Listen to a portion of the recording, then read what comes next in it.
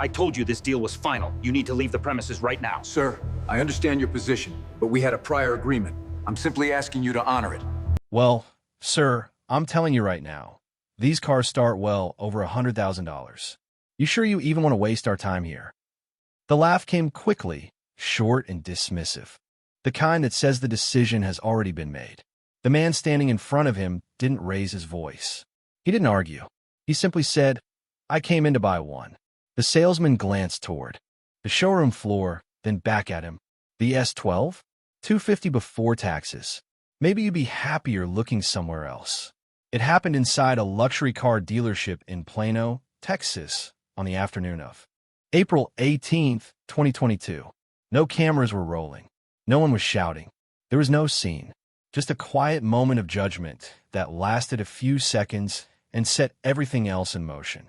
What no one inside that showroom understood was that this brief interaction would lead, within hours, to contracts being terminated, financial support being cut off, and a business losing the backing it depended on to stay alive.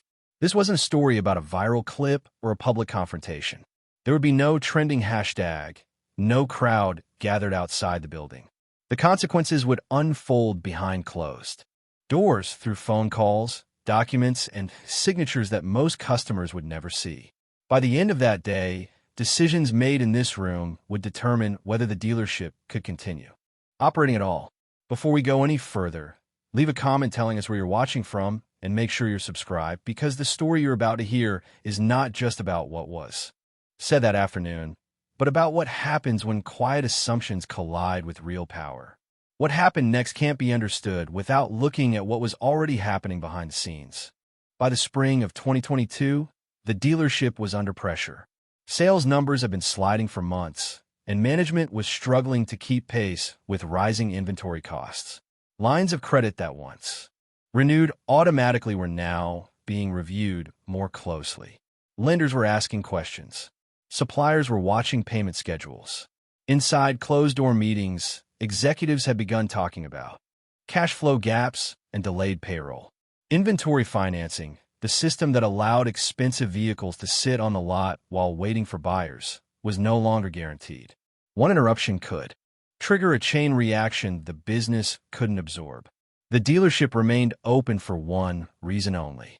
A private investor had quietly stepped in months earlier, funneling millions of dollars through intermediary firms to stabilize operations.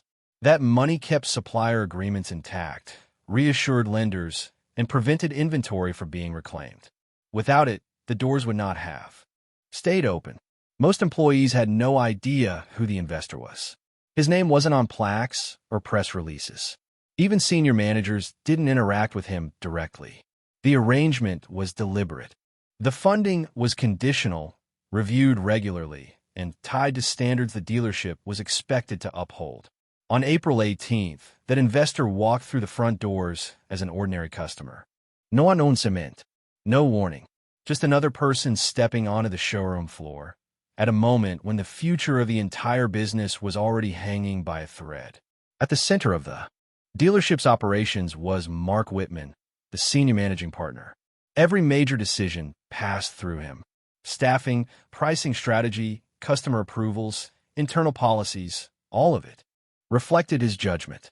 On the sales floor, his presence set the tone for how business was done and who was taken seriously. Over the years, several former employees had raised concerns about the way certain customers were treated, particularly black customers. Complaints had been logged internally, discussed briefly, and then set aside. No disciplinary action followed. Mark consistently denied any pattern of bias, dismissing the reports as misunderstandings or oversensitivity. Within the showroom, employees learned quickly what behavior was rewarded and what was ignored. Who received immediate attention, who was questioned before being helped, who was subtly redirected away from high-value inventory. None of this was written down, but it was understood. By April of 2022, Mark was aware of the dealership's financial vulnerability. He knew sales were slipping. He knew lenders were watching closely. He knew that the private funding keeping the operation afloat could not be taken for granted. Still, he trusted that the system would hold, as it always had. That afternoon, Mark was on the showroom floor, managing interactions, greeting select customers, and projecting confidence. He had no reason to believe that a routine day of sales would become the moment everything he controlled began to unravel. The man who walked into the showroom that afternoon did not arrive with an entourage or an appointment. His name was Andre Reed. He was 44 years old, a self-made millionaire, and a private investor who preferred to operate quietly. Andre did not attach his name to the businesses he supported, and he never disclosed his financial involvement unless it was absolutely necessary. He arrived alone, parked his car, and entered through the front doors without speaking to anyone. He carried no paperwork, no briefcase, nothing that signaled status or authority. He wore dark slacks, a button-down shirt, and a watch. Nothing more. Andre paused just inside the entrance and looked across the showroom. Two salesmen were helping a white couple near the front windows. Another employee was speaking with a customer near the service counter. Fullness hung. Keys changed hands. Conversations overlapped. No one approached him. Andre remained where he was, observing. He didn't raise his hand or step forward. He didn't announce himself or ask for assistance. He waited, watching how the floor operated when it believed it was unseen. After about a minute, one salesman glanced briefly in his direction, then turned away. Andre shifted his stance slightly and continued to wait, unaware to everyone else, but already taking note of everything that followed. A white man wearing shorts and flip-flops walked into the showroom behind Andre. Almost immediately, a salesman broke away from his desk and greeted him with a smile. "Welcome in," he said. "What can I help you with today?" The two walked past Andre without hesitation, their conversation already underway. Andre watched silently. Another minute passed. He stepped closer to a sales desk where an employee in a blazer was focused on a computer screen. Without looking up or standing, the employee said, "Someone will be with you." There was no follow-up, no eye contact, no movement. Across the showroom, Andre noticed another black customer near the certified pre-owned section. The interaction there lasted less than a minute. The customer shook his head, turned, and walked out of the building. Andre took note of that as well. Several minutes later, Mark Whitman approached. He didn't introduce himself. He didn't offer a handshake. "You looking for something?" he asked. "Yes," Andre replied. "I'd like to see the new models." Mark's eyes moved briefly over Andre's clothes and wrist. "Our premium inventory is limited," he said. "Prices are high." "I understand," Andre answered. Mark gestured toward the back of the showroom. "We also have certified pre-owned vehicles." "I didn't ask about pre-owned," Andre said. Mark folded his arms. "Do you really think you can afford any of these cars?" Andre didn't raise his voice. He didn't step back or look away. "That won't be an issue," he said evenly. Mark's expression didn't change. "We usually verify that first," he replied, glancing across the showroom where two white customers had just been greeted without question. "That won't be necessary," Andre said. Mark exhaled through his nose, clearly done with the exchange.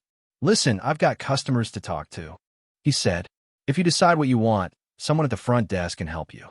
Without waiting for a response, he turned and walked away. Andre stayed where he was. He didn't follow Mark or call after him. He reached into his pocket, took out his phone, and stepped away from the sales desks. "Yes," he said when the call connected. "I'm inside." He looked out over the showroom floor. "I've seen enough." Same location. There was a pause. "Are they standing by?" Andre listened, then nodded slightly. "Okay, wait for my confirmation." He ended the call and slipped the phone back into his pocket. Mark glanced briefly in Andre's direction, then went back to laughing with another customer. Andre returned to his spot near the center of the showroom and waited. For a moment, nothing changed. Sales conversations continued around him. A phone rang at the front desk. A service technician walked through the showroom carrying a set of keys. Mark Whitman stood near the windows, speaking animatedly with a couple and laughing as if the interaction that had just taken place no longer existed. Then the phone at the reception desk rang again. The receptionist answered, listened for a few seconds, and looked up toward the entrance. Okay, she said. Yes, I'll let him know. She set the receiver down and stood. Mark, she called out. He turned, visibly annoyed. You have some people here asking for you, she said. They said it's about ownership and financing. Mark frowned. I didn't schedule anything. They said it wouldn't be on your calendar. The receptionist replied. Mark hesitated, straightened his jacket, and glanced toward the front doors. Where are they? They just walked in. The doors opened again, and 3 people entered. Together.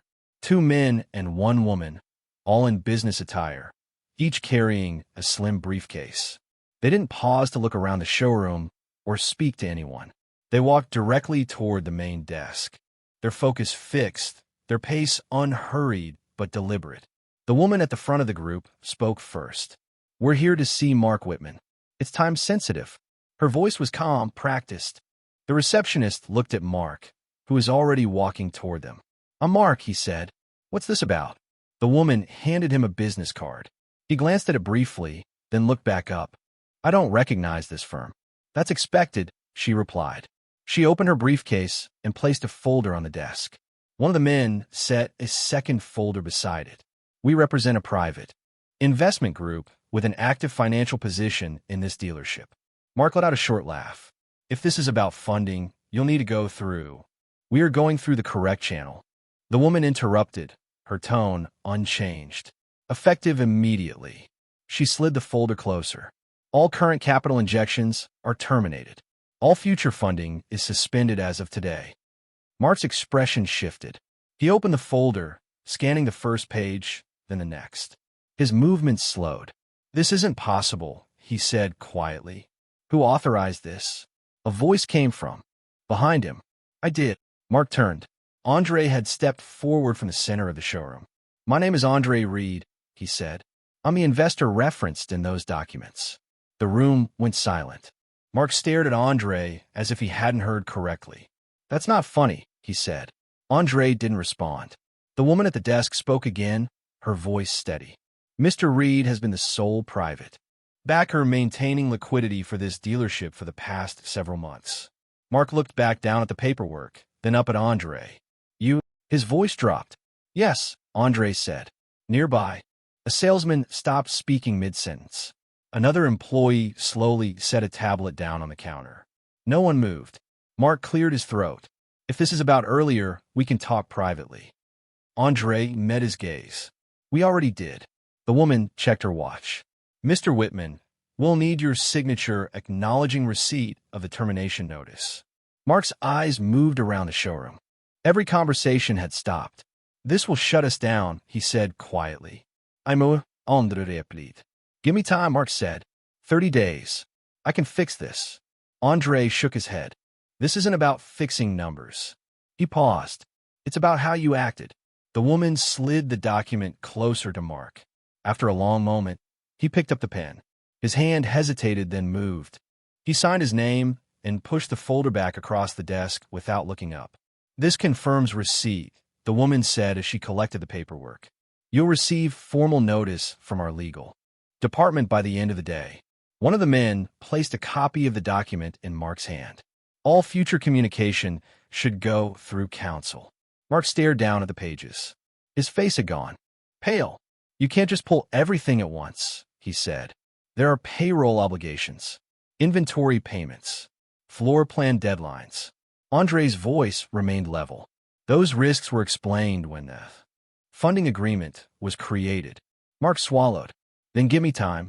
I can make changes. Andre shook his head. There's nothing left to discuss. The representatives closed their briefcases and turned toward the exit. They didn't look back. For several seconds after the doors closed behind them, the showroom remained silent. Then a salesman near the service counter asked, Mark, what's going on? Mark didn't answer. He looked at Andre instead, still holding the paperwork, as the weight of what had just happened settled over the room. Andre looked around the showroom, taking in the faces of the employees who were now openly watching. You had complaints, he said quietly. Mark stiffened. Everyone gets complaints, Mark replied. Not like these, Andre said. They came to me. Mark frowned. Customers and former employees, Andre answered. Mark rubbed his forehead, his voice dropping. So, this was some kind of test? You came in here to see how we'd treat you. I came to see how business was done, Andre said. And you decided to end everything based on one visit? Andre shook his head. No, I confirmed it. A phone rang in the back offices. No one answered it. Mark looked at Andre again. You could have said who you were from the start. Andre met his eyes. You didn't ask. Mark let out a short, hollow laugh. This is unbelievable. Andre didn't respond. He turned and began walking toward the exit. Employees stepped aside as he passed, giving him space. No one tried to stop him. At the door, Andre paused for a moment, then pushed it open and left the building. Mark remained where he was, holding the documents, surrounded by a staff that waited for direction that didn't come. Within an hour of Andre leaving, Mark Whitman was in his office on the phone, first with the dealership's primary lender, then with inventory suppliers, then with his accountant.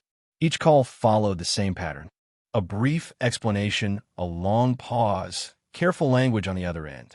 By mid-afternoon, the lender confirmed that the line of credit supporting vehicle inventory would not be extended without replacement capital. By early evening, 2 suppliers placed future deliveries on hold, requesting immediate clarification on outstanding balances. Mark gathered his management team and described the situation as a temporary funding interruption, but no one asked questions. Payroll was due the following week. The next morning, an email arrived from the investment firm's legal department, outlining the termination in writing. There was no appeal process, no grace period. By the end of the day, the mood inside the dealership had changed.